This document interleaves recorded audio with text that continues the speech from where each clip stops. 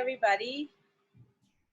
Yeah, we can't really see you. I can only see the panelists where I am.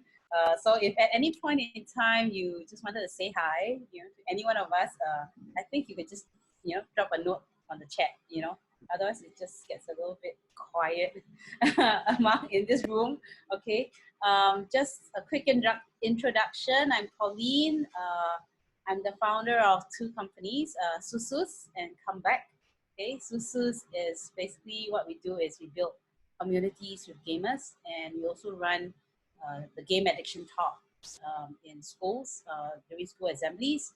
Okay, and we also run parent seminar. Okay, and the topic that we deal with is understanding games, gamers, and game addiction. Okay, so that's what Susus does, and then Comeback is actually a game dependency therapy program that's set up. Okay, so we work with gamers, but the approach is very different. Okay, so I've read through quite a bit of, when you register, you have to put in the concerns that you have about gaming, and most of you, okay, I would say at least 1/3 to a half of you actually put in that you're very concerned about game addiction.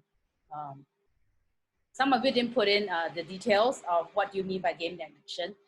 I will assume that you're talking about maybe excessive time that they're spending, okay, in gaming, or maybe even money. Okay, some of the kids actually spend quite a bit of money in gaming, and maybe a neglect of their studies, or you're just concerned that they're not doing their best in the responsibilities of what they're doing, or even sometimes attitude towards the family. I think some people, some of the gamers we know may not be their best behavior at home.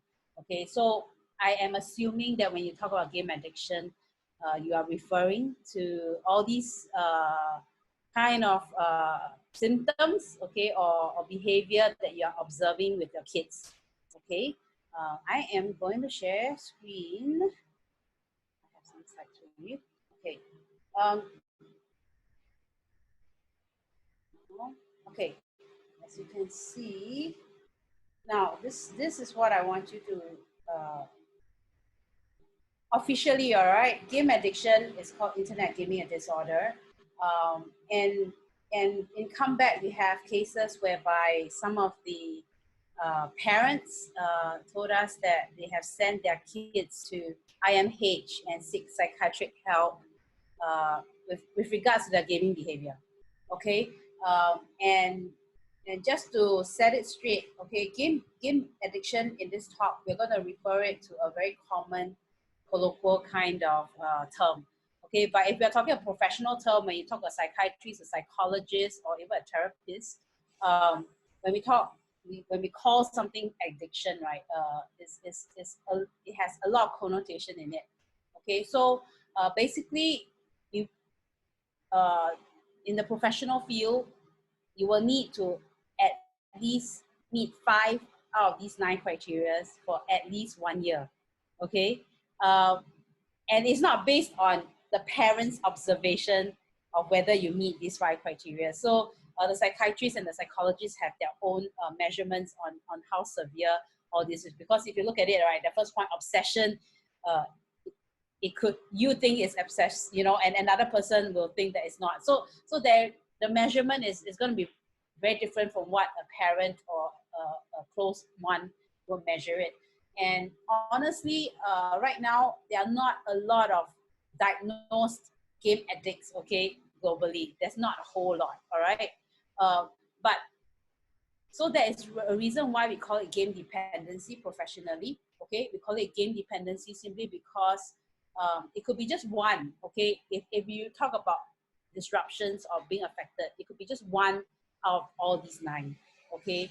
And so we do have youths that came to us, and they could have stopped school for a year or 2, okay? And you're talking about teenagers, so they are supposed to be in school, but yet they are not, in a sense, officially diagnosed as a game addict, okay? And psychiatrists or even psychologists, sometimes, actually most of the time psychiatrists do not do and can't do much about it because they are not at that spectrum, okay, where that they will come in with treatment. So where we come in terms of game addiction, we deal with a lot of game dependency. Okay, so you're talking about being dependent on game that actually cause some disruptions in your life. Okay, so it could be school. Okay, I mean severe cases, some of them stop school. Okay, not so severe cases, some of them could have declining grades. Okay, so we're going to have Xing Yong and Ruth to share about their stories later. They didn't drop out of school. Okay, but when you hear what they say, I think as a parent, as an adult, you say, yeah, definitely addicted. Something is wrong, you know. The behavior is not healthy. Okay, so that is I just wanted to set the definition clear. Okay, and also I think some of you might be wondering like, hey, how much of are we going to touch on about games? Because we did get some questions about games itself. Okay, we are not going to share a whole lot of it because this session we're going to focus more on the social aspect, okay, of a gamer, which means family and also the faith community. I believe a lot of you are actually Christians right here. And in comeback, we use the 12 steps of the Alcoholic Anonymous, okay, in our program. So it's adapted from that. And if you're familiar with the 12 steps of Alcoholic Anonymous, the whole thrust of it is basically getting the people who have an addiction problem, okay, to acknowledge that we have weaknesses, okay, and those weaknesses have driven us, okay, to addiction. And through that acknowledgement of weakness, we need God and we need a very good, deep social support. And that's how AA 12 steps have been so effective globally in breaking the power alcohol in a lot of the people out there. So if we go back to that, right, I would say that if some of the parents, I know you're looking for a formula, all right, and saying like, okay, is there something we can do? I will tell you, yes, the formula is, the answer to this is God, okay? And on top of God, it is deep social connection and support, okay, to help with behavior that has gone excessive or extreme, okay? The answer is very straightforward, okay? I think most of you will agree, okay, with this answer. But I think we know on the ground, right, the outworking of it is very complex and it's definitely not like a linear line, you know, to the solution, a linear road to the solution. So I'm just gonna, we are not going to touch on our usual parent seminar content because those are very technical. So like when I talk about DSM-5, that's really like something that's more scientific and theories that's out there. So but I will want to, is my slides working? Okay. Okay, I just want to put this into context, okay, because some of the questions that you people have, I think this will help to give a setting, okay. Limbic brain, okay, I'll talk on limbic brain, which is on the right side, okay. It's the fight, flight, freeze, stress response. It thinks about, you know, whether I'm safe, people want me, acceptance, you know, security, and a lot of the emotions are there. Okay, so this part of the brain is fully developed. All right, so if you're looking at the right side, okay, that's the limbic part where it is emotional, where it controls a lot of emotions. So you're talking about, you know, it is fully developed usually at puberty. Okay, so if we are talking about puberty, then you're talking about teenagers, right?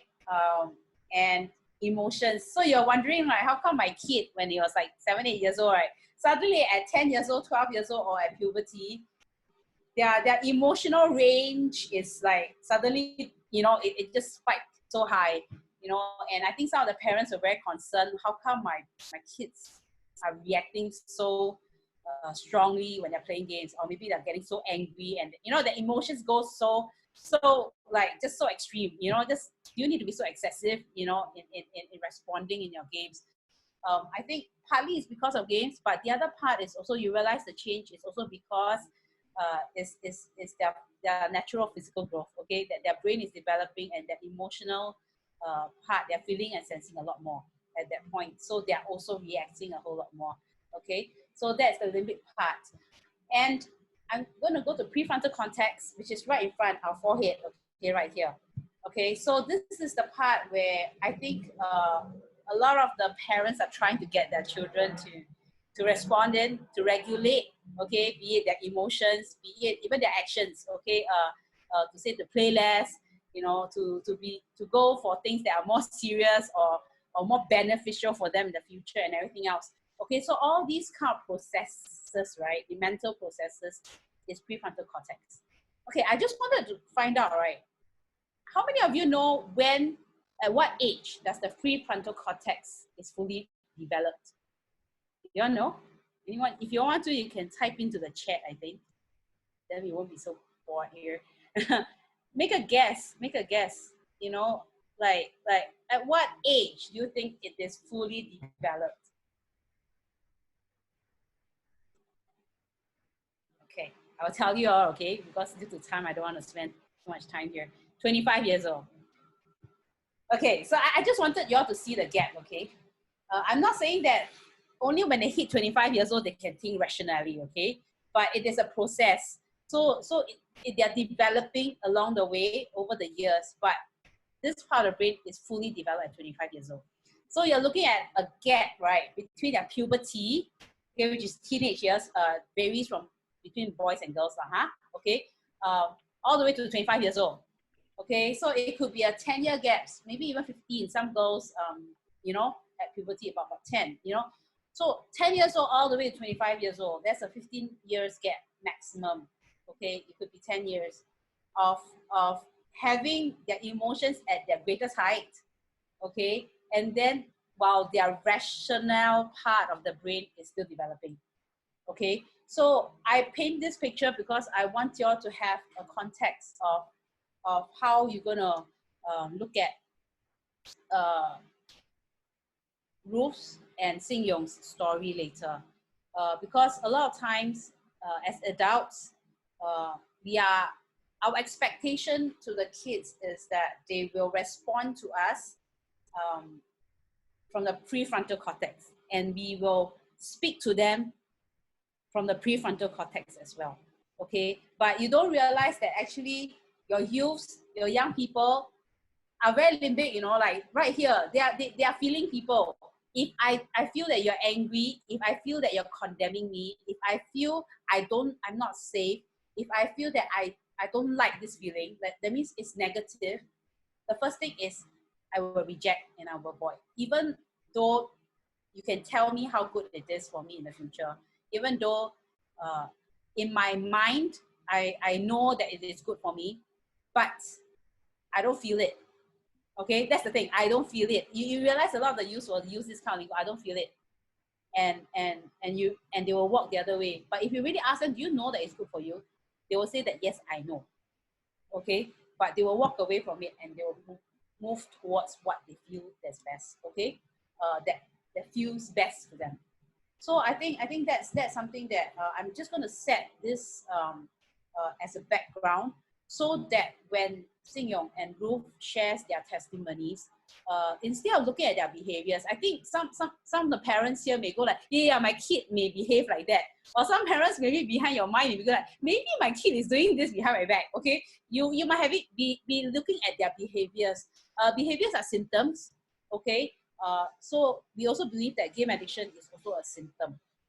Okay, so I would really like you to encourage you to just pay attention, okay, when they share their stories of what are they looking for, you know, at their age. What is their deepest, because at their age they won't know how to articulate because they don't even know what they're looking for. Okay, they know it on hindsight because they're older now.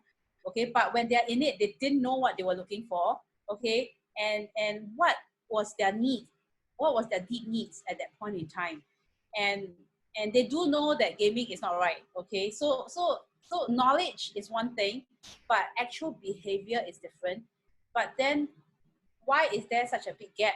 And what is their inner struggles? I think that's the thing. You know, when we look at the inner struggles, um, then we will know that meeting those inner struggles will actually almost help them to naturally change their behavior. Okay, so when they're telling you the stories, just look out for points where their behaviors change. What was the trigger? What actually happened? You know, and I will tell you that most of the time was that when that need was met. Okay, when that need was met, and then they will naturally drop gaming or decrease. Okay, none of them had dropped gaming; they're still gaming right now. Okay, they're still gaming right now. So, but it has decreased, and they learn how to prioritize, and so in that sense, I just want you to pay attention to more of those things, and then after that, I will bring in some questions. So that's how we're going to approach tonight. Okay, I'll bring some questions and have a conversations with the two of them. Okay, and if you have questions, okay, at any point, please just feel free to just type into Q&A. You don't need to type in your questions at the end, okay, at the end of the session, because it doesn't interrupt what we're saying, okay? So just type it in. If anyone wants to see it, we might just, you know, if we're not speaking, we might answer you. All right, so feel free to just put it in, okay? So I'm going to invite our first speaker, okay? And the intro is not first speaker, okay? To Xing Yong, okay, with his story, and he is our associate psychologist who is working with the gamers in our comeback program. Okay, yeah, Xing Yong, take it away. Thank you, Pauline. Hi, good evening, everyone. I hope everyone's doing well so far. So today I'll be sharing on my story as a gamer, so on my life as a gamer, and when I'm sharing, I would like to use some PowerPoint slides because there's quite a bit going on, and I hope that I can at least like break it down into components. So I think everyone can see it, right? Okay. Yep. So okay, yeah. So let me officially begin my story. So good evening, everyone. My name is Xing Yong. So I'm working with Pauline and Ruth. So in comeback, and I'm the associate psychologist. So today I'll be sharing my story as a gamer. So last time, what did I do? But first, I would like to explain to you the extent of my gaming then. Okay. So when I was growing up, right, I really played a lot. So I remember when my family first got our first computer, um I was basically hooked lah, right? I would game from morning till past midnight, and usually that happens during holidays. So on school days, I will still be gaming a lot, but what I'll do is I'll catch up on my lost sleep in class during lessons, and that's when I attended class or attended school. So if I'm not right, usually I'll be skipping school sometimes. You know, I'll do it through forging parents' letters, buying MCs. I don't know whether those work now. But yeah, it was pretty bad to the point where there was once I even ran away from home because my father hid the monitor. So he hid the monitor to stop me from gaming, and I was so angry that I just ran out from home. Yeah, but that's another story for another time. Lah. So when you're hearing this, right, you might be thinking like, hey, what's going on? Like, how did I get away with so much? Okay. So let me introduce you to my loving family. Okay. So I'm the one on the left, so the second one. So you can tell that I'm very well rounded by my gaming. So on the right is my brother, and then you have my father and my mother. So I really love them a lot, and I think there are a lot of things that they did for me back then was with my best intentions at heart lah. Okay, but basically what happened then was my father and my mother, they were very busy working, like really very busy, because I think that point we were trying to clear a certain debt. I think we definitely had a debt there, and so the extent of it was my father would be working his full-time job in the morning, and then he would have his midnight odd jobs that he would be taking as well. And I remembered this because when I was there were some instances when I was playing at night, right? And then I would actually hear him preparing to go to work in the midnight. So because I really wanted to spend time with him, right? What I would do is I would actually off the I'll stop what I'm gaming. So I will just immediately go out and find him, and I'll pretend that I was woken up by the sound. But then I'll ask him, hey, can you bring me along? And he would. So he would bring me along for work, and I remember that point he would drive me to Bedok 85, and then we have bak chor mee for supper. and what I'll do is I'll sit in the car while he drove the people around. I think that was his odd job back then. So he'll be driving around, and I will just sit there. But to me, I was very, very contented with just being there, spending the moments with him like that. It was really, to me, it's really moments that I cherished, right? And I remember till this day. So, but outside of those moments, right, I had very, very little time that I could spend with my family. So I was basically mostly alone. Um, my brother, he had school, and because of his age gap, right, we basically had different school schedules lah. So what happened? So it got much worse when my father had to leave overseas for work. He had to work there for many, many years, and so that left my mother to handle both of us as well as her job as well. Right. So that was basically my family situation, right? So let me show you. So my school situation wasn't much better, to be honest. My studies in primary school was basically rubbish, to put it bluntly. What if you look at my report card, right? You'll notice that it's mostly all reds, right? And the only thing that was doing okay was my English, which I was just passing through. So that was my studies. It was very, very bad. But the worst part was that socially I wasn't doing well. So I didn't have much friends, and I was pretty socially awkward, which I think was because I spent most of my time socializing online. And so because of that, right, I had very, very little friends. And somehow along the way, right, during my primary 5 and primary 6 years, I actually got bullied by my own classmates. So there will be these three jokers who always thought it was funny to pick on me lah. And they will always find me in class or even during recess time. And recess time was the worst, and it's because they would gather in groups. So basically, those three they will have friends from other classes, and when they get together, right, and they found me, right, they will usually just push me around. Yeah, so that was the state back then, and it was it didn't help that because of my personality, I'm someone that's very I react. I'm very reactive. So when they scold me, I'll scold them back. When they hit me, I'll hit them back. So if you know, right, that doesn't really help because it basically just fueling the fire. And I think at that point of time I was thinking like no, I wasn't thinking. I didn't really want to share with anyone else. I didn't want to share with the teachers because I wasn't a good kid. I wasn't a good student. Basically, I always like sleep in class. I always don't care lessons, and so I felt that the teachers wouldn't care about me. And I also didn't want to share with my family because I felt that I just felt that it wasn't safe. Um, it was like because there was so many things going on, and I felt that a lot of it might have been my fault in the end. So I didn't want to share, and I scared that if I share, I would actually get scolded. So that's why I coped with it myself. And I remember there was an instance where they would I would ask my mother, hey, mommy, can I bring my umbrella to school? So I'll tell her I'm scared that it will rain later. But she didn't know that I was actually bringing the umbrella to beat to for self defense lah. So when the bullies they approach me, right, I would actually take the umbrella and just smack them. So that was how I tried to manage the whole situation by myself, and of course that fueled them even more lah. So this bullying situation continued on for like 1 to 2 years, about 1 to 2 years, for primary 5 and primary 6. And eventually, like I learned to cope with it through the only way I knew how lah, which was gaming, right? So that set a little context about my school. So I'll talk about games.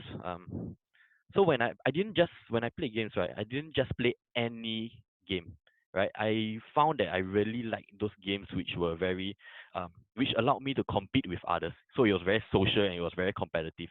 So it gave me the opportunity to be able to beat others and I really liked that because what I found out was when I was actually good at the games, which I was, people actually accepted me. For the first time, I felt like I was good at something, that I was acknowledged and like accepted in the community lah. And that was the gaming community was able to offer me that.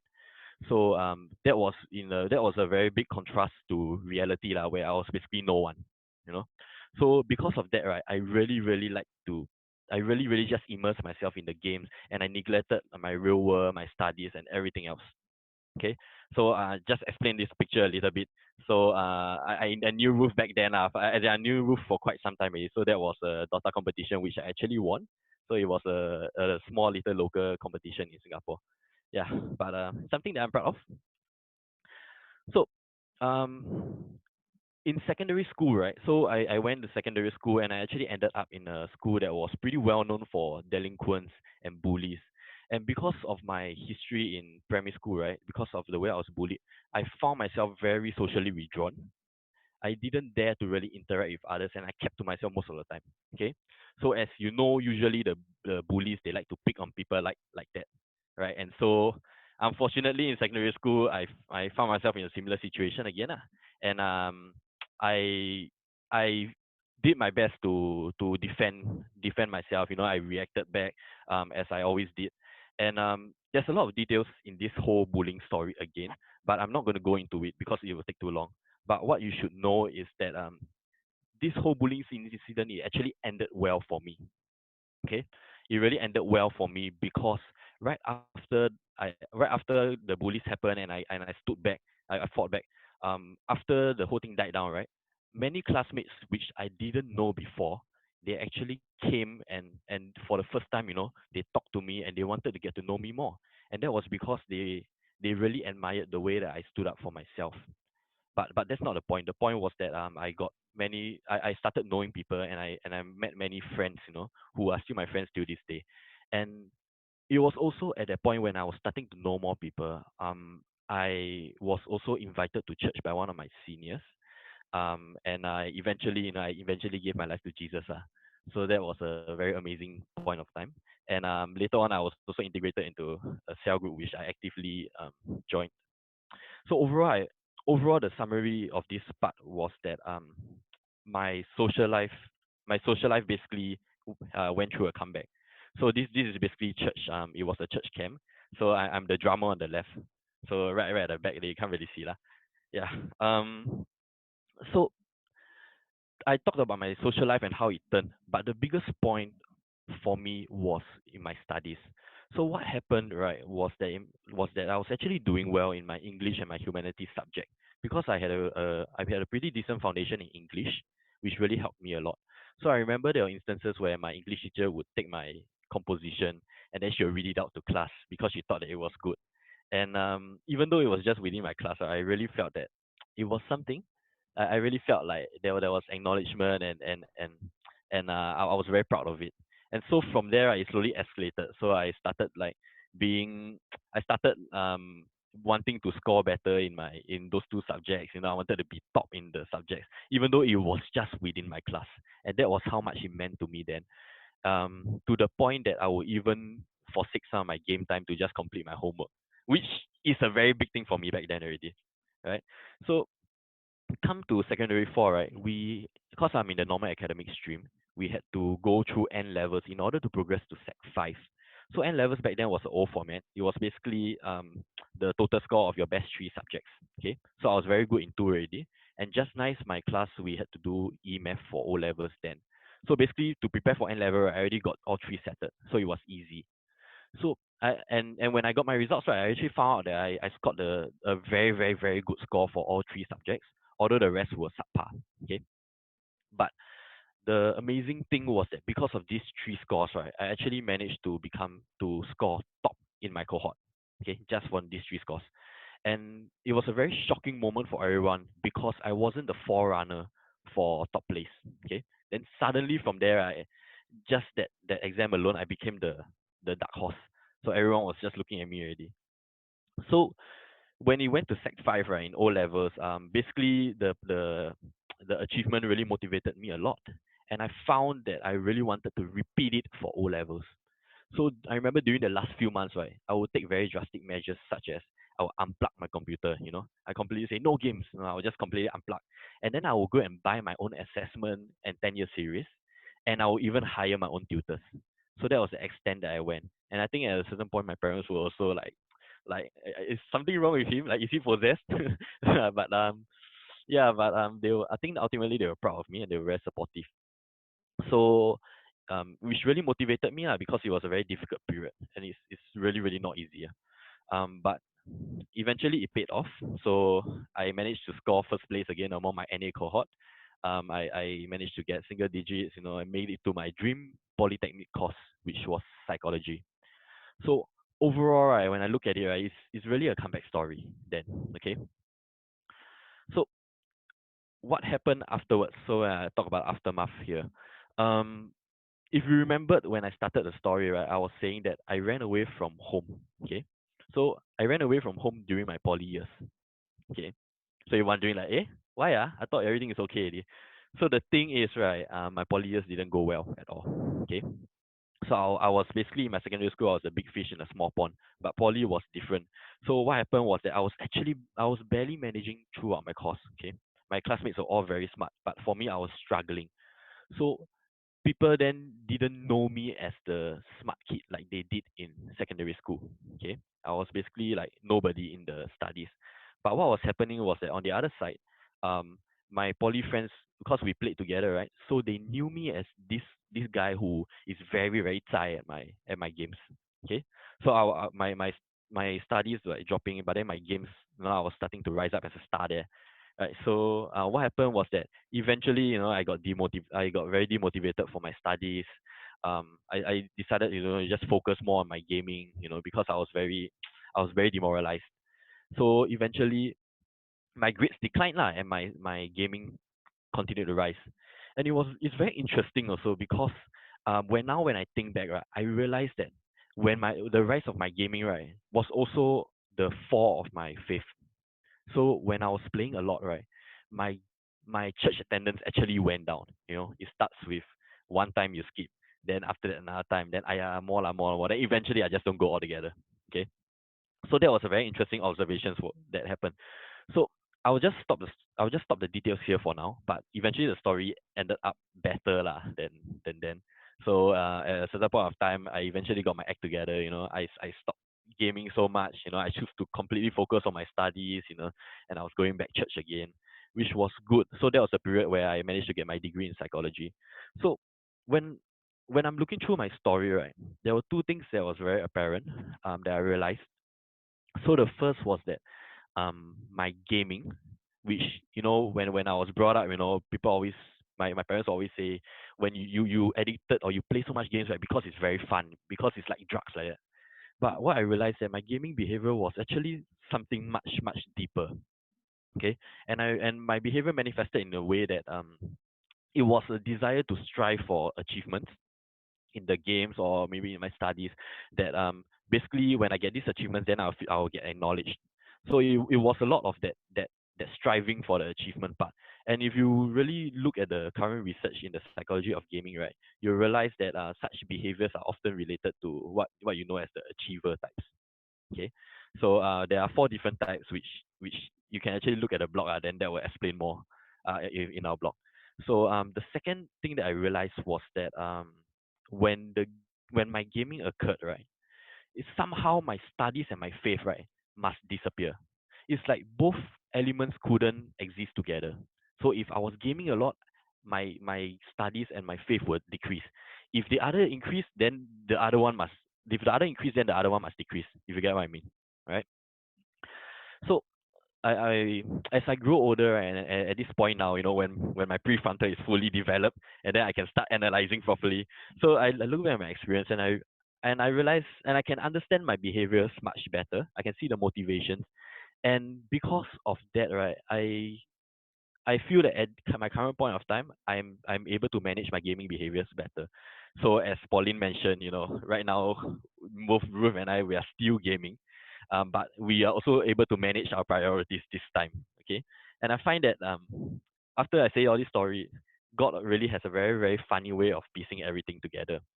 So somehow my gaming struggles and my background in psychology actually led me into this position where I am right now, where I find that I can actually help the younger gamers that are encountering these similar struggles. And they actually equip me with the perspective to be able to understand their struggles on a deeper level and to work with them there. So I find that, so in closure, I like to say that, these games which used to affect me so negatively, right, in my life, it actually becomes such a powerful tool when I realize that when I'm working with the young people. It becomes such a powerful tool in a sense that it is almost like a language that I can actually use to connect with the young gamers. And then when I connect with them, when I form their relationship, then things things can start to happen. So I think I'll stop my story here for now, but I hope that it gives you a little glimpse about the struggles that I face as a gamer and the needs that I had back then. Okay, so now thank you for listening. I'll pass the time on to Ruth. Yeah, good. Thanks, Xing Yong, for sharing. Hi, everybody. My name is Ruth, also known as Potato Fluff to Gamers. So that's just what my in-game name is, so that I don't put Ruth as my name. People call me Potato in short. So I'm super passionate about games. As long as it involves games, I'm up for it. So I completed a diploma in game development and conducted DOTA 2 workshops at the Esports Academy, and as well as coached and managed FIFA Online 3 teams. This is the team that represented Singapore and got third place internationally. And DOTA 2 teams that represented Singapore. So we got to win first and fly to Indonesia for a competition. So I also played over 300 game titles by the time I graduated university. So how did I actually end up playing so much or get into games in the first place? So my earliest memory of gaming was when I was 3 years old. I wasn't playing, don't worry. My brothers were actually playing the Super Nintendo Entertainment System, or most of you know as SNES, this console right here. And I remember sitting between them while they were playing. So sometimes my parents would join us. They're not playing, or they're just sitting behind because we are playing on a TV. And I always remember vividly, because that was the rare moments where my family would really sit together and really chill and hang out as a family. So how it would look like is my brother strategizing, ways to complete the stages, my parents sitting behind watching and commenting because they're waiting for us to get out of the TV, and me watching all this happen. So there was one time I remember playing on a PlayStation. This is the first time that actually my parents joined us in a game. So we were playing against each other in a game called Marvel vs. Capcom. And we had lots of fun watching my mom and dad trying to figure out what's going on the screen. So my mom ended up winning, or we'll have to shut the console down. Yeah, that was the, give and take. So it was really fun to have everybody together. But every time when a game session ends, everybody will get back to what they were doing previously. So leaving me behind and alone. So for myself, I long for companionship because I really love people. I like to be with people. But I didn't understand that at a very young age that no one could be there for each other 24/7. And this really made me feel very left out. So this was when I started to buy more games and console, as when I start having allowances and stuff, and I start saving up to really relieve that loneliness. And to numb the feelings, I play a lot of games, and to the point that I couldn't tell the difference between night and day. So even though I was playing so much, I would still continue to play games at night on school days, knowing that my parents would scold if caught playing late at night. I would pretend to sleep before sneaking into the computer room to play. So that meant that I was sleeping about 4 to 5 hours on a daily basis, on top of my badminton CCA and schoolwork. So this really affected my focus, and as I couldn't concentrate in class. Other than the fact that I was falling asleep in class, I was constantly thinking about how I could advance in the game, strengthening the characters instead of my homework. So my results were dropping, but not at an alarming rate. So it didn't affect me until my O-levels, when I couldn't control myself and was still gaming till late hours. I remember before my first paper, I was still playing till 2 a.m. So mathematics was my strongest subject. And guess what? I actually blanked out during my E-math paper, first sign. And the major hit was when I missed the last page of my A-math paper and I lost 28 marks instantly. I only found out about that last page at the very last minute when I realized that a paper shouldn't have only 9 questions. So honestly, I only started to care about my grades just before O-levels, because I realized that I have played most of the games available And the new ones weren't just attracting me as they should. They're not hooking me. So I was faced with a very serious issue. What if there's no more fun games to make me feel alive? So that's when I aimed to get into a game development course to learn how to develop a game that could satisfy myself. Yeah, hardcore gamer right here. So I thought I would share this, which is the wait. It was excruciating, I would say, because going through the papers, right? As I mentioned earlier, I missed the questions and stuff. I know that I couldn't do well, okay, and I needed to wait for another 3 months for my results, whether I could get into the course that I want. I remembered wanting to give up the papers and retaking them the following year. So after the horrendous paper and while I was sleeping, I heard a very low, unique yet familiar voice saying just one phrase, Jeremiah 29 verse 11. I was shocked. I was so shocked that I woke up, right, and realized that it's morning and there's no one beside me. So flipping through the Bible, I read the verse, "For I know the plans I have for you," says, declares the Lord, "plans to prosper you and not to harm you, plans to give you a hope and a future." So the moment I heard it, right, I mean, and after I heard the word, I heard this word called Temasek. So I was like, from the same voice, I was like, who is it from? So I kind of believe that it must be from God because I didn't read the Bible. I'm quite naughty. I didn't know this verse existed. So I'm very, very sure that was a comfort for me, yeah. And so that was how I ended up studying game development in Temasek Poly. I thought that my binge playing would go crazier. Yes, I didn't trust God. I trusted gaming more. With so much exposure to games. Surprisingly, the more I understood games, the less I play. I got to learn the whys, hows, and whats that make games so addictive. In a sense, the knowledge demystified games.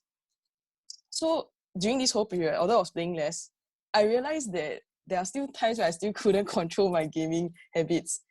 Even though important school projects and school and work were due, I still couldn't stop playing games or get them out of my mind. So it was during my final year in poly when I was volunteering at a game addiction center. Yeah, I realized that I actually might have a game addiction. To be honest, it took quite some time to take in the truth because initially I was in denial, like, no, impossible, it can't be. And I really refused to admit that I was addicted to games. Mainly because I didn't want the stigma that comes with it. But to be very blunt, most of my close friends and family could tell that I was suffering from it. So it was really hard to talk about it as well because many of them would actually, I won't say my close friends and family, but people surrounding me would actually, I feel that they will be very quick to dismiss my struggles with like, so easy, you got addiction, just stop playing.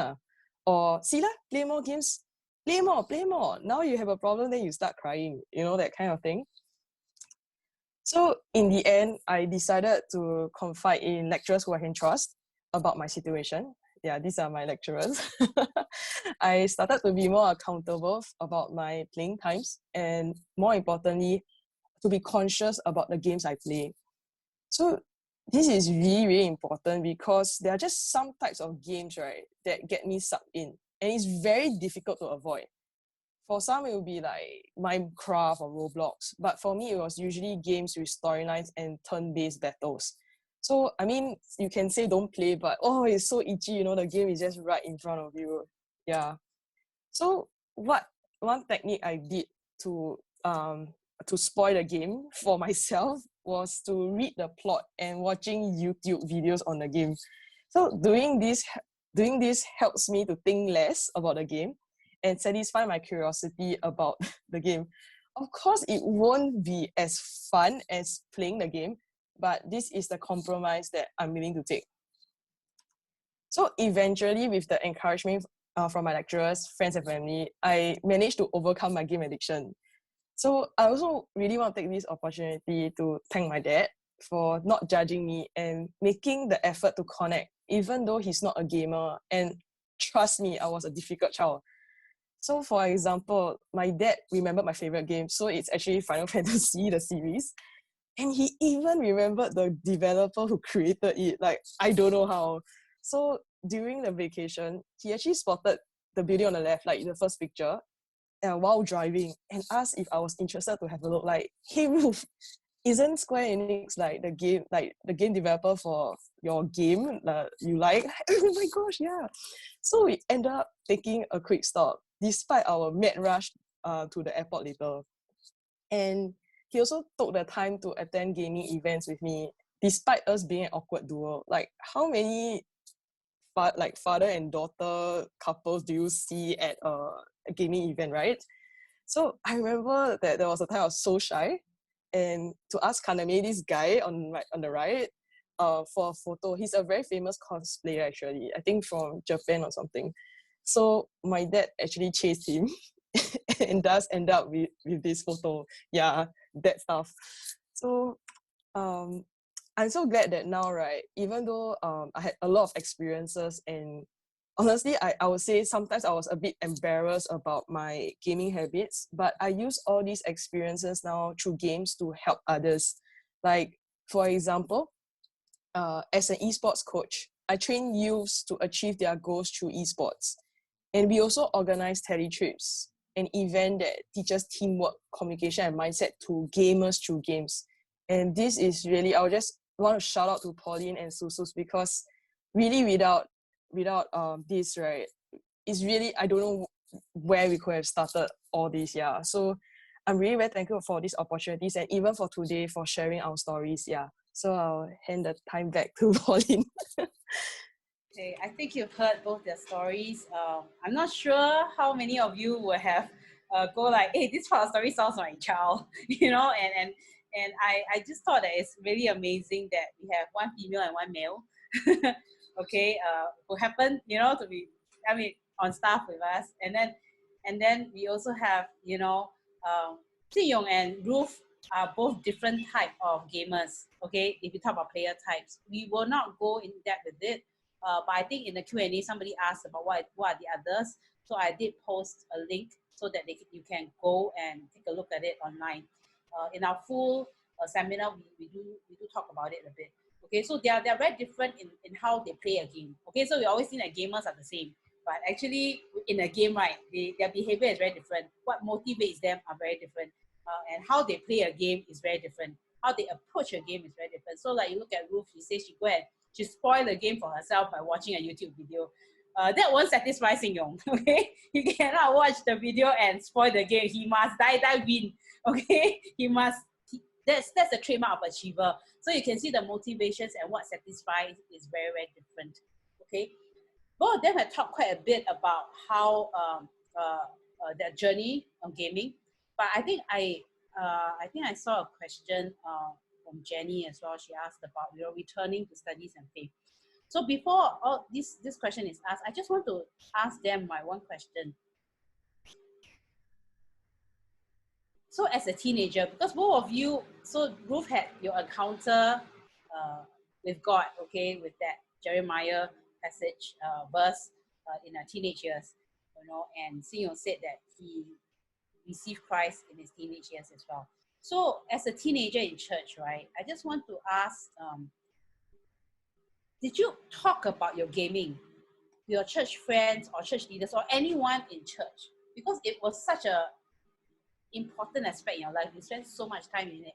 That was your passion. Did you talk to them about it ever, or yeah?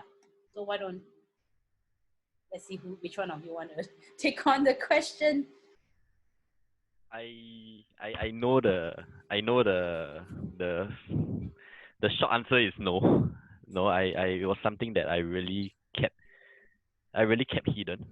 So not really a lot of my, okay, so I'm talking about back then. Now it's different. Now I'm more open to talk about it, and the circumstances changed. But back then, right, in secondary school, in poly, it wasn't something that you willingly want to share. So this is even for the fact that I was actually, like, I already had achievements. I was doing very well, and I was pretty good at game, which I would think. And but I'll still want to keep it hidden because gaming back then, I think the way that it's perceived in society or even in church, right, is basically a big no-no. So if you tell other people, hey, I'm a gamer, I'm gaming, it's very different from now. Now it's a normal thing. But back then, if you say it, right, people will think you are weird in society. They will think you are addicted. And in church, I feel that it was generally frowned upon. Okay. I think when I was very, very early on, when I first joined my cell group, I did talk about gaming once or twice before. So we will share, we will have fellowship, and then I will talk about like, hey, I'm a gamer. I played this game, that game, and I achieved this and that. But generally, you can sense that there's some disinterest going on. Like a game, okay, that kind of reaction. So over time, I learned that let me just keep it to myself. It's better that way. Yeah. I think for me, when I tried once and I didn't want to try again because when I was sharing, right, the first thing they pick up very quickly was, is this game, aren't you like underage to play it? Like instead of hearing the fun part, they start questioning like, maybe you're not supposed to play. There's a lot of shooting inside. There's a lot of killing. There's a lot of what? I'm like, no, but so I just gave up the battle there. I actually tried talking about, but it's also very awkward because games are always associated with guys. So when I was in a female cell group, so most of them don't really play. And if I want to share with guys, it's also quite awkward because you don't want to send mixed messaging or like guys and girls should at that age not be too close. Yeah. Also like I think there was one incident when they were talking about actually usually in the Bible stories, right, they always talk about war. So I was sharing my opinion, like, I mean, to be very realistic, if they were to kill everybody, right, it makes sense because why would you want to let your enemies survive and like have a chance to come back at you? So I was very, very young and I asked this question, like, what's wrong with killing everybody?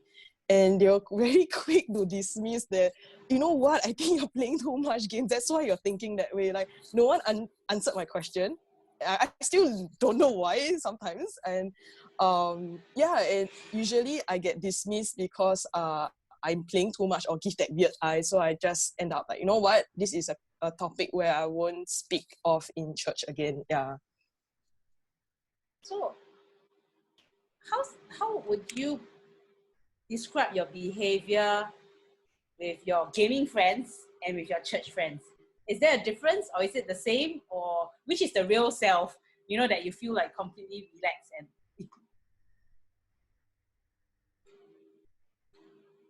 which one? Cool. Okay, I can go first. So I think the answer for me is quite straightforward. It's definitely feel closer to my gaming friends compared to my church friends. And I think I would even say that I kind of live a double life back then. So to my church members, right, I was basically described as very quiet, very introverted, a very peaceful guy, that the guy that just attends every cell group, then sits, then I will just not talk much at all, and then after I will leave. But to my gaming friends, right, they know me as the complete opposite actually. So my behavior with them is basically I'm very loud, I'm very extroverted, I like to share about my feelings, in especially in games, when the emotions are raging, I will just show, like wow, very, very, very 激动, very, very, very very, very aggressive with my emotions. So I find that if I were to think about the why, right, why is that so? I feel that it was because the gamers themselves, they were willing to accept my gaming behavior and my emotions. So this is even when it's not right sometimes. So when I was playing that time, right, sometimes I will shout, sometimes I will hit the table, bang the table, and things like that, or even like profanities. So, but I knew that they were willing to accept me because they they have gone through that phase, or they have seen it so commonly that they are not going to condemn me or what. They are going to understand that and know how to work around it. Whereas for church wise, I feel that among my church friends, there's a certain standard that I have to uphold, that I have to behave. Then, and like basically not game lah. I shouldn't be gaming. I should be praying more instead. And I feel that it's because of that standard that and generally the way that gaming behavior is disapproved of. And I feel that I rather keep it to myself. So in the end, yeah, I do feel closer with my gaming friends. I think realistically, I think in church I will just don't say anything. I think like I'm not so sure how many of you know. So okay, to be very, very honest, when I was growing up in church, I always had this message where games are the devil. So if you are, playing it, technically you are a sinner and you shouldn't, in a sense, be here. So I was very secretive about the things that I do, like when I play and stuff. So, and it's very hard to be very honest with your behavior, because there are times where it's very real when you play the game and get very, very angry and you want to, like you share, wow, why the person do that? Then if you dare to do this with your gaming friends, because like they understand, they've been in the game with you before, you can even start opening up to, the conversation starts opening up to things like, hey, you know what you eat today? Your homework and stuff. So we started being very raw with each other. And wherever we speak, right, we speak our mind. They don't judge us. They'll just, hey, why do you think that way? But I realized that when I was younger, I mean, usually in a church context, it's quite scary, because sometimes your face change, like when you are like, oh, not very happy about it, they're like, okay, the common thing is, let me pray for you.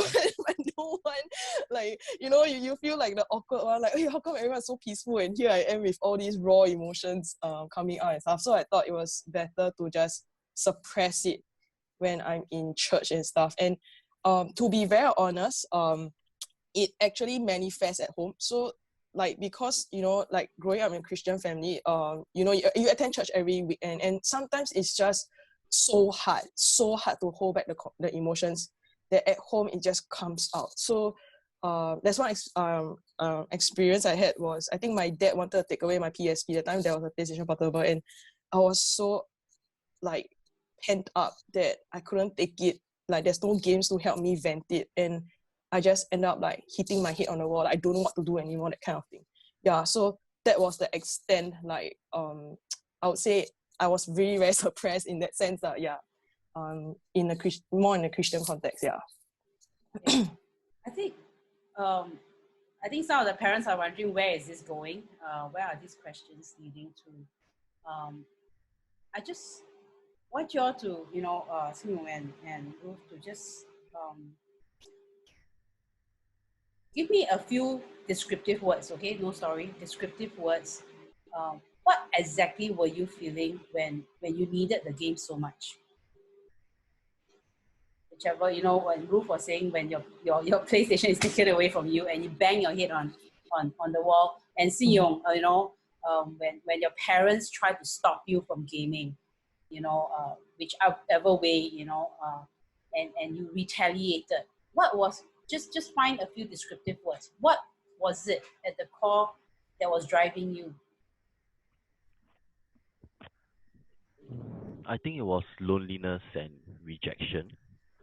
I feel that loneliness because I really was looking for I was looking for social connections. I feel that people to understand me.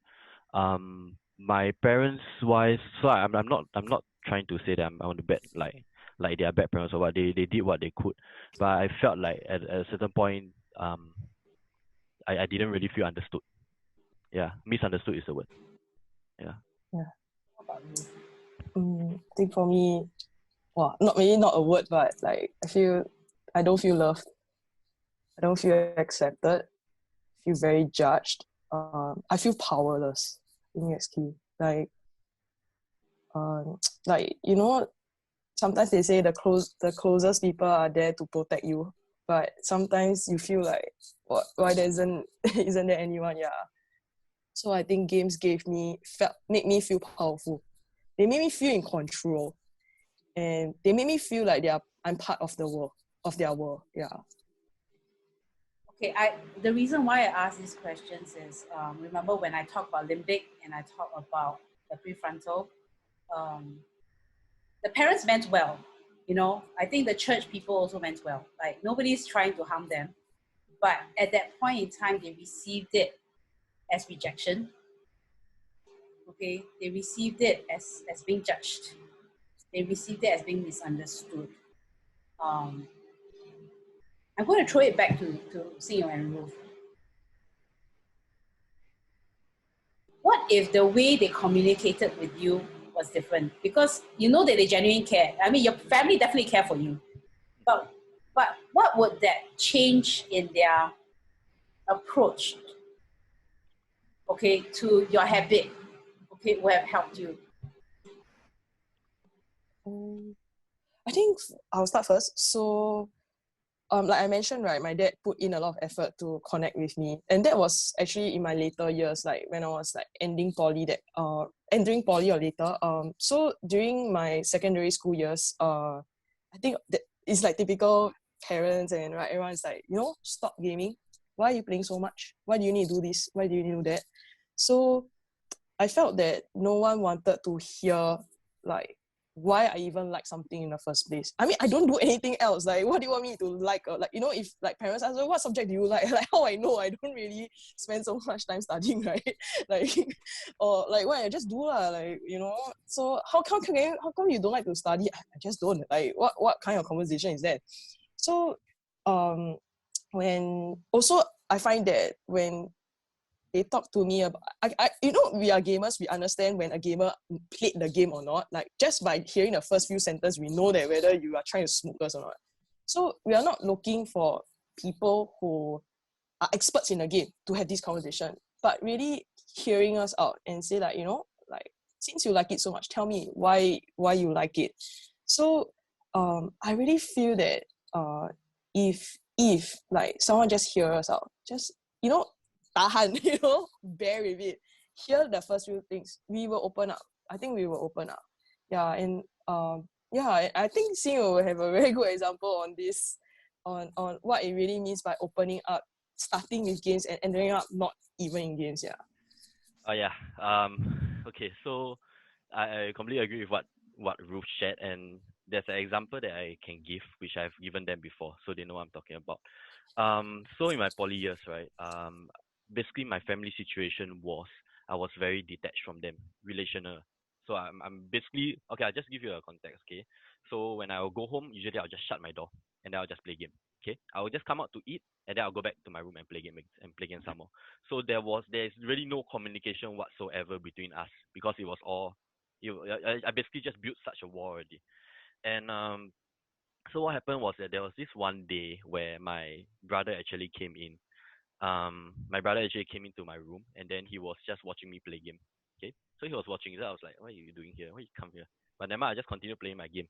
So along the way, right, he was just asking questions. Like, why what's that character, okay, then what are you doing? Oh, is that your favorite character?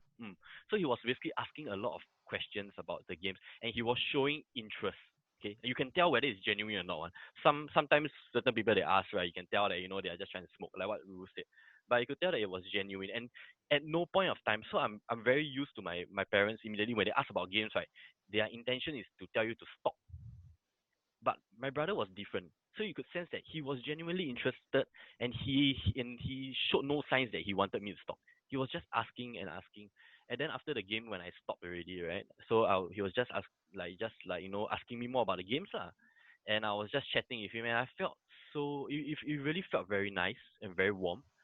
Um, so slowly, right, when he was asking about him, he slowly diverted into asking about my life. So like, hey Titi, I haven't talked to you for so long already. Like I wanted to know like, hey, what's going on? Like how's your friends? Who are your friends and what do you like to do with them? And from there, right, it was I immediately in my mind there was a red flag. Like, what's he trying to do? Is he trying to get to open me up? I knew that, and I was very skeptical, but I couldn't stop because I just felt like there was such a need for me to pour out, and I really from even though I had such a war, right, I really felt from the bottom of my heart that I really wanted to connect with my family because after all, their family lah. So I during that 1 hour alone when he was talking, we were switching between games and reality, and then my real life. I had talked to him more than I have talked to my whole family within the last month. It really was such a fruitful conversation, and I realized then that sometimes it's having a conversation. Sometimes I didn't really want. How do I put it this way? I didn't really, I, I really wanted to connect with them, but I didn't know how. And every time when I tried to connect with them, it was just rejection after rejection after rejection. And for once, when my brother stood to try and understand me and try to listen and validate my emotions, not that my behaviors is correct. He didn't say my behaviors of excessive playing or what was correct, but he just sat there and tried to understand me. And I felt that was very empowering for me then. Okay, I'm looking through some of the questions. Okay, I hope some what they have shared, right, will give you some insight. Like, let me look at it. Like, faith, right? A lot of you ask, how do I get my kid off this addiction? I think that's the main concern when y'all came in. Okay, and like I have said right at the introduction, the formula I will tell you is God and a deep social connection. But how do we get there? I think some of you look at Ruth and look at Xing Yong now and say, wow, they're pretty lucky to be where they are right now. They can do what they love, what they're taught to. And the journey here wasn't easy. And I will tell you, it's not easy, not just for them, but also for their parents and their family. And they are also, even right now, they are also having their struggles and having to journey through this. So my thing is, even working with the younger gamers right now, if you look at Ruth, Xing Yong, myself, when we connect with the younger gamers, a lot of time we realize that they don't talk to their parents. We notice a huge change in behavior. Like some of our community games, right? The parents drop them off. We can see their whole body language when they're with their parents. Very tense, very, very stressed. And once their parents leave, right, they're totally different person, like completely different person. And for me, it's sad. I feel very sad when I see that, because parents are supposed to be the ones that we trust most. And I think why we bring up these stories is that we want to help them with the game addiction meet their inner needs. If they feel rejected and condemned, you already push them away. They can't talk to you. They can't run to you. And their need to connect. You see the same thread, like for Ruth, right, and Xing Yong, even as an achiever, loneliness is something, being alone, being not connected is really the key. And where did they find their acceptance? In the gaming world. Okay. And some of you get very upset, or worried or concerned about the culture within gaming. You see they come out with vulgarities, they and they do all sorts of things, and you feel that they're very angry. I throw back the question to consider, okay? If you have kids, okay, with youths who feel rejected, who are lonely, who are frustrated with the real world, who are not accepted, and all of them gather in the gaming world, what's going to happen? They will unleash it out in that world, okay, and each one of them will understand each other. Okay. I just want to bring up one incident we had in our community gaming event, Teddy Trip. So this girl, okay, so it's a female gamer. So every time we start, right, we will get them to introduce their names. Okay, just to say your name, okay, and if you can, say what character, what hero you like in that game, what's your favorite. Okay, that's it, 2 sentences done, and that girl couldn't do it. It went through all the players, everyone in the room. She just couldn't say a word, and she was shivering. Okay, she was shivering. And we left it as that. We knew her name, so we said it and have her sit down. And then just 1 to 2 games into the day, she raged.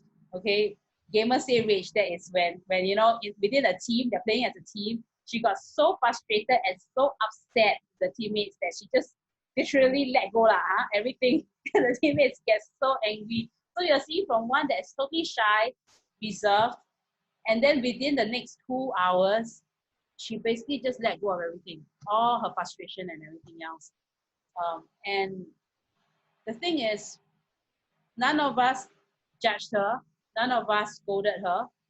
We just quietly bring her aside and help her to regulate her emotions and help her to process the situation, okay, what went through, and then encouraged her to try again. And guess what? By the end of the day, so it's a full day event, okay? At the prize presentation, she wanted to take a photo with her team. Okay, so you're talking about within 10 hours, a drastic change in behavior. And we realized that there are a lot of gamers out there who is experiencing the same thing: rejection, loneliness, you don't understand me, and I'm very frustrated right inside. It's all pent up inside. Okay, and it can come from family, it can come from friends, classmates, schoolmates, church, wherever. We don't know where it came from. And sometimes they just need that sitting down, understanding that, okay, you're angry, which is limbic, they're angry, okay, limbic, process it through. Why are you angry? What happened? Okay, and this same girl came back with us quite a few times in Teletrip, okay, and there are times where she will time out. She learned how to control her emotions.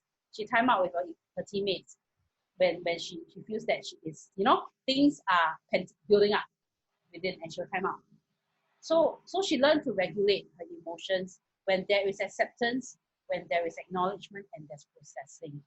So I think, I hope this helped, parents to think through how are you processing with your children, with your especially teenagers, rather than instructional. I think as kids, as very young children, communication will be a bit more instructional. We tell them what to do. But as they move to teen, you're also trying to build their skills for their prefrontal. Prefrontal is developing, and that means they need to learn how to process. They need to learn how to consider. May not be very good, okay, but they will still need to consider and to process it through with them, rather than saying this is wrong, which they already knew, because I'm sure parents have brought them up as when they're young, you shouldn't be doing this. They know. But because of the limbic push of their emotions to the extreme, sometimes they themselves also go, hey, why am I so angry? Right? I mean, sometimes they'll be like, hey, what can I read? So, like, how come I so drama today? Like, suddenly my emotional outbreak is so big. They don't even understand themselves sometimes. Okay, so I think it is good that you as parents, to realize which stage of development they are in. Pull back a bit from instructional, which I know, like, sometimes you're so used to it, like 8 years, 10 years, as a kid. Probably need to change the style of communication. So for Ruth, her dad used a different approach, when she's in poly. So you realize that when you change it a little bit to approach them, to understand what is their different needs. So like Poh Xing Yong, it's really acknowledgement and accomplishments, the things that he did, and if your child exhibits similar kind of traits, then it's for you to really go and find out what are the things that they're good at, okay, and reinforce that, rather than reinforce the negative of gaming. I think if your child is an achiever, if you look at Xing Yong, right, at that point, if you just keep going at the addiction, he will feel that it's zero. But he's big in gaming. He will run to games. But You see, when the teacher actually pull him out in the class and start to acknowledge that, hey, you're good in your language. Well, that's it, that did it for him. So as parents, if your child is an achiever, you realize that you need to pull out these small things rather than emphasizing on the negative. Okay, they know that they shouldn't be doing this, but you see, which one makes them feel better? Okay, games. They feel accomplished. Whether next time, 10 years down the road, they can find a job or not, they don't care. Okay, that's that. You need a prefrontal to process that. Their limbic is saying, no, I don't care, but I want it now. That's them. Okay, so my take is, if your child is like Poh Xing Yong, an achiever, yes, that's probably what you have to do. Shift the focus from games to something that he's doing well. Okay, so it could be studies that there might be something that he's really good in. If it's not, then you need to empower and help. Okay, you have to work out something for them. So for Ruth, right, for her, it's really relational. She loves people. She loves games, but she also loves people. She plays games. She wants to have it's main thing. Within the game, she loves it, but she also wants people to enjoy. So if there's nobody who will enjoy it with her, she will just move away lah, right? I don't have much things to talk about.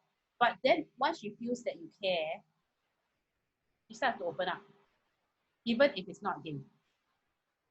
That's something I noticed about her. When she started work with me, it's the same thing. Like everything she talk about is fun. That's her gauge. Okay, she wants something that's fun. So then, but the thing is, fun can be a lot of other ways. I don't game with her. I don't play DOTA with her. I can't do it. But we do something else that's fun, because she knows that I want to connect.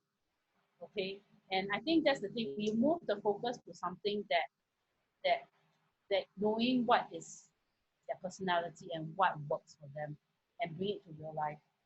Okay. Yeah. Okay. I'm just gonna look. Is there any questions that you both want to just address? I thought what you said was really true, like really from a gamer's perspective. And like I would like to share, like it's not just a one-time question. Like maybe a lot of my friends, they'll say, hey, connect with gamers, just ask them a gaming question, then you just leave it, like 10-20 years never talk already.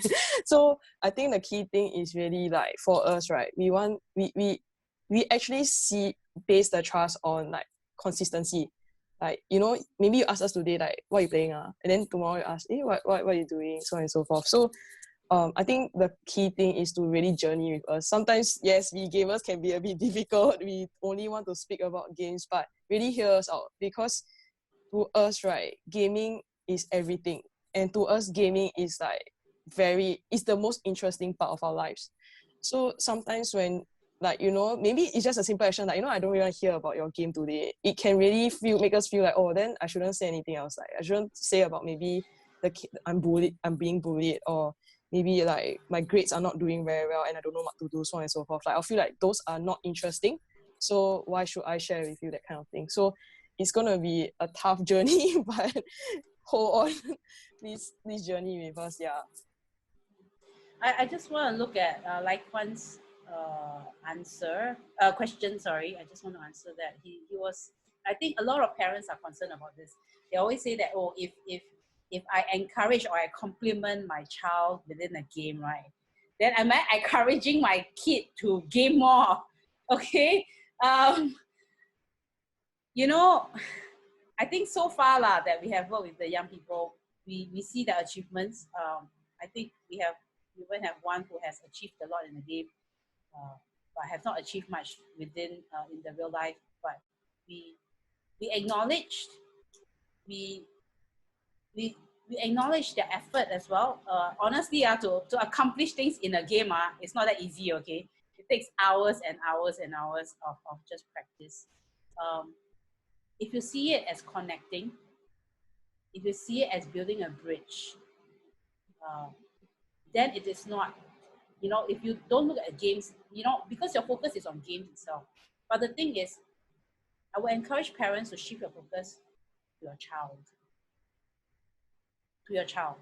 I know a lot of you are is game satanic and everything else. I will tell you, in the world there's a lot of things that can swing either way, okay? But focus on your child, connect with them, and then once you connect with them, then you have the authority, the emotional authority to direct them, okay? But if you don't have that connection, you say don't play, they will never listen. They will never listen, especially when they're growing up and when they get to adulthood. So to me, is I'm glad you tried that. So I would suggest that you have conversations with your child about, was 14-year-old son, about gaming, and ask him what did he do, and and understand where he is.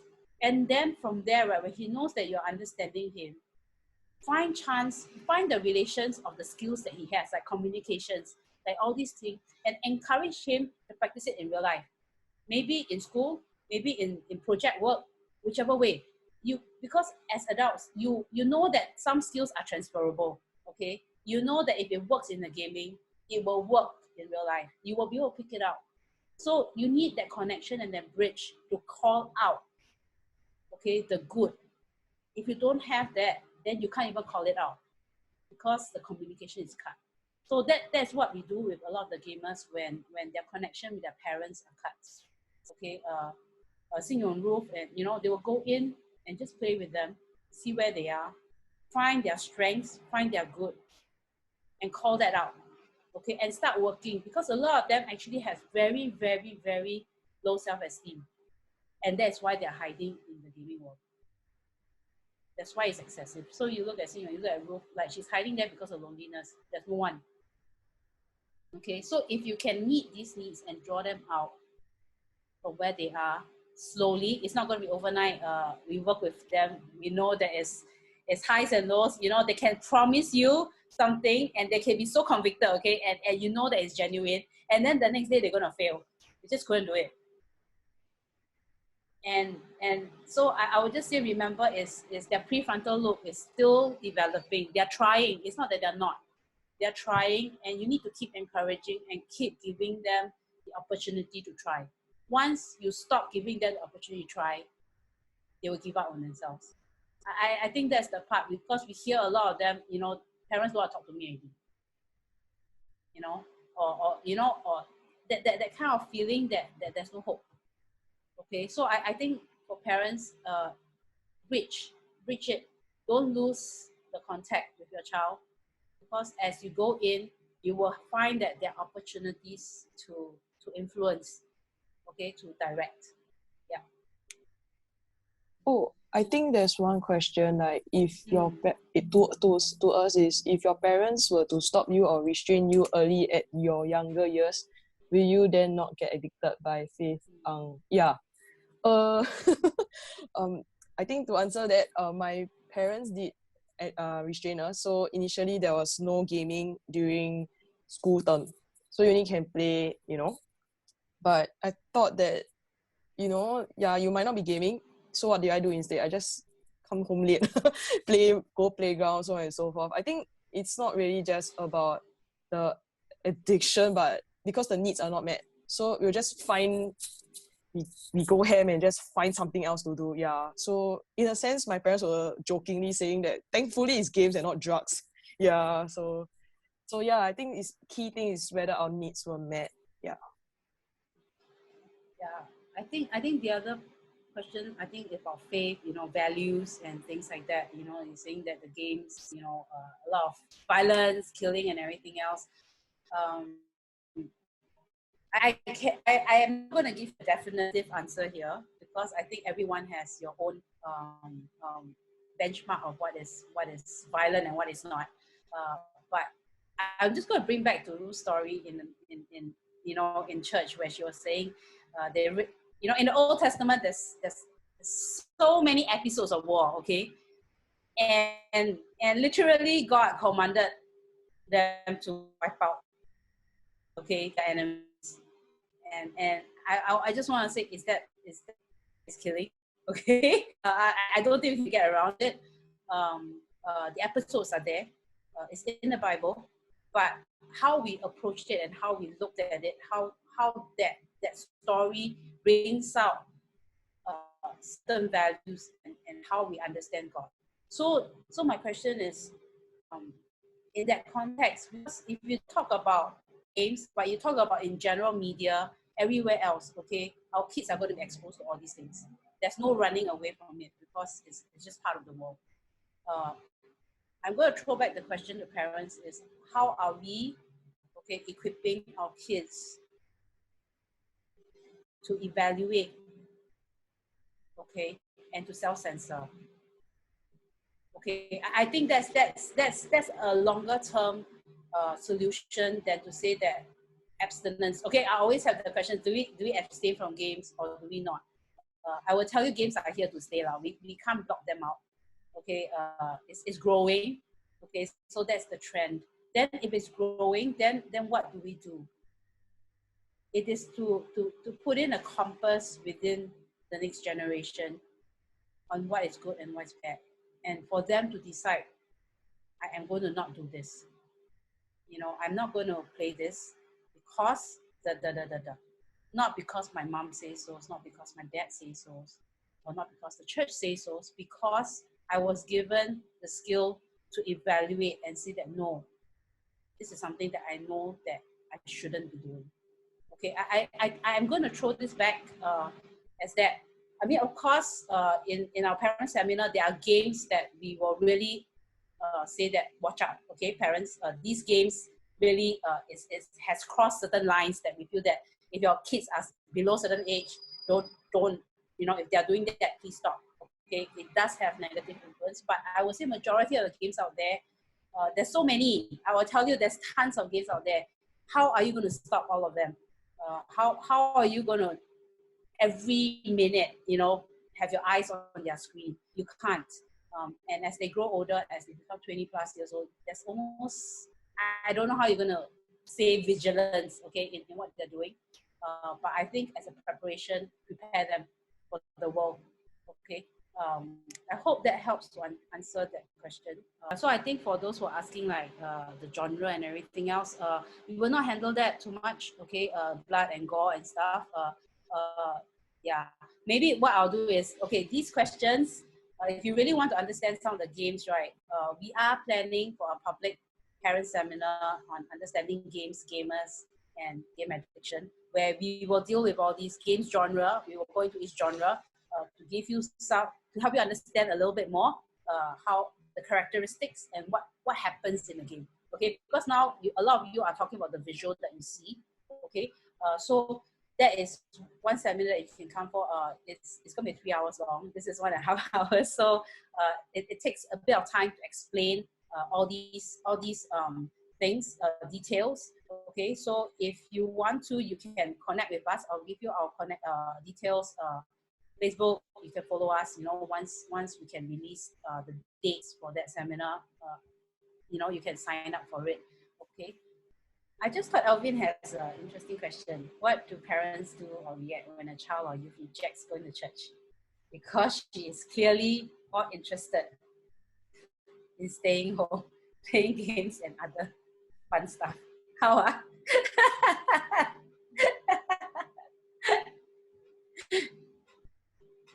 I don't know, but for if it was me, right, I think when growing up, even until poly, I thought what was good. I mean, okay lah, I'm not sure whether it's right or wrong, but for my parents, they still made it a point like you can do anything you want, but you cannot skip church. You know, that kind of their bottom line. And I thought that was it helped me because even growing up until now, sometimes I had this tendency, you know, I'm a bit lazy, but somehow there's like some structure, like okay, Sunday somehow is church day. Like there's some regulation. I think during poly to me, then that's where they lacked it, you know, like you know you're an adult now, you should decide. So I think that stick with me, and I thought that parents should for myself it worked because I know that no matter what, I cannot skip church. So even though when I was in uni and I didn't want to go and stuff, at the back of my heart, honestly, I was like thinking, oh no, I think I should go, yeah.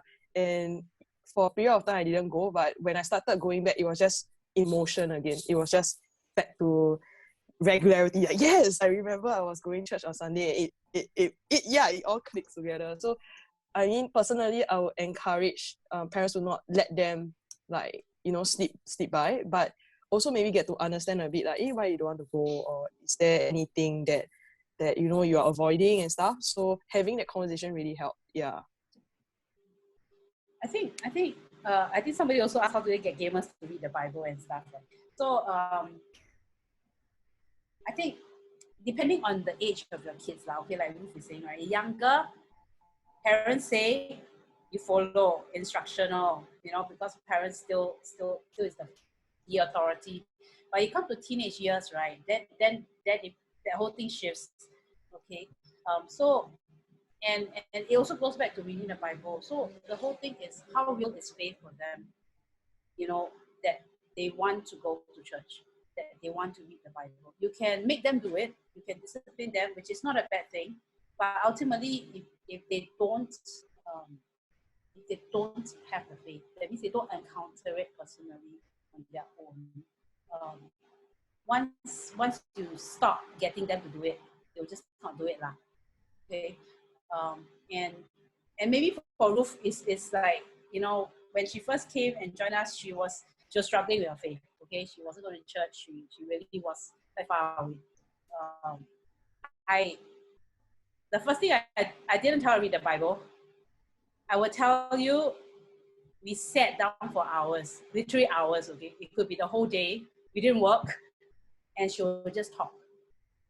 And that was her need, because she loves people. She wants to connect, and she has so much inside her that has never come out. And she just talked, and all I did was just listen. And at a certain point, asked her questions to understand better. And even her decision to be baptized, I didn't even tell her. It was her asking questions as she talks, as she talks. She's a talking processor, okay? She processes as she talks, okay? So you must understand that. So she talks, and she came to a point saying, I think I need to be baptized. Okay, I will not go into the details of the conversation or what she said, but she came to that. So when parents ask about how do you get them to read the Bible, I can't do that for Xing Yong. He's not going to talk. Okay, he's a guy. Okay, he's an achiever. His answers are going to be one sentence done. And my approach of him is very different. I won't sit down and wait for him. You want to talk? He said, no, I won't want to talk. Okay, it's not going to work. So I would say parents, when it comes to faith, it goes back the same thing. Where are their needs? For Xing Yong, I know a lot of times it's really the approval. When I see him do something well, right, I will not hesitate to give him a compliment. Once I notice, I'll say, good. That's something that he is definitely looking out for. So you need to know your child and get to the point where it's needed and start processing. Even faith. Actually, I think a lot of gamers out there that we know within the gaming, so it's not through church or anything, that within the gaming, they come from Christian families. So they know the faith, they've attended church when they were young. But the thing is that they have not processed. Okay? They have not processed their faith. That means whatever they have gone in as a child is in there, but now they're a teenager, but they have not come out and processed for it to become their personal faith. Okay, so it's things like that. So I hope that kind of helped you all to give you some realization that you probably need to shift a little bit from a child to a youth, because they're a little bit different in their phase of development. Yeah. Okay, thank you. Thank you, everyone.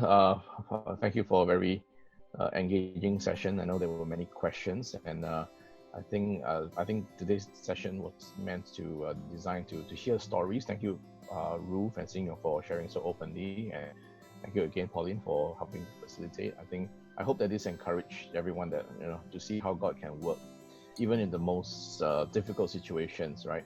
I think there were some of the questions that required quite specific prescriptive responses or answers, and perhaps some require deeper conversation, even on a one-on-one basis. I think Pauline is going to provide, an email contact if you want to take the conversation deeper, right? So this is just to highlight, we didn't design this to be a clinical session. Pauline mentioned she has another session for this that's for public, like with a clinical psychologist, just coming up in the next 1 or 2 months. We just last two things, right? For those of you who want to join us in our Arts and Media Entertainment Gate meetings and all that, this right into the office, right? For office that I think is put up there, the slide. And also, like, if you want to kind of like spend more time talking to any of our panelists, I think Pauline provide your email. If not, you can go to the contact format. I think it's comeback.world. Thank you very much. Thank you, everyone. Good night. Okay, bye.